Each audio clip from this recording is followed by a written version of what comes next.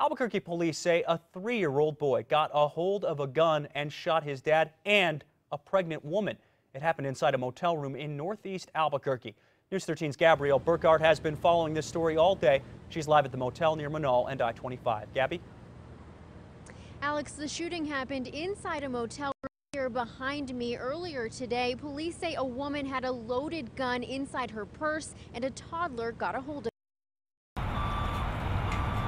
Hauled off in an ambulance, Albuquerque police say a father was shot in his lower back by his 3-year-old son. That's scary. You need to keep your guns put up and you need to have locks on them. It happened inside this motel room at the America's Best Value Inn on Manal around 2 o'clock this afternoon.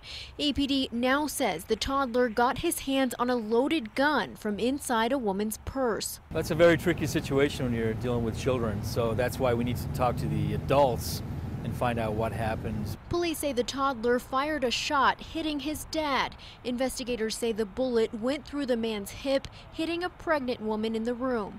She was hit in the shoulder. I was the first on scene, put a tourniquet on her arm, and they rushed her off to the hospital. Police say a 2-year-old girl was also in the room. The children were not injured. Well, I came out of the room and saw police officers downstairs, and then I came down the stairs and saw a whole bunch of cop cars. Rob Robillard was on the bottom floor when the shooting happened. He was surprised to hear the shooter was a 3-year-old and says parents should be more careful with guns. I think everybody should have the right to own them, but you need to lock them too, especially when kids are around.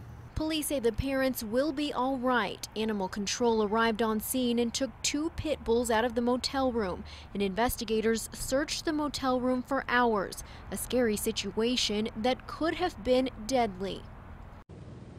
Police say they did recover a gun from inside the motel room earlier today. The father was released from the hospital while the mother is still in the hospital being monitored for her injury. CYFD has custody of those 2 children tonight on a 48-hour hold. Alex, back to you. Okay, Gabby, thanks. Police say the parents could face felony criminal negligence charges for having a loaded gun near kids. That case will be forwarded to the district attorney's office.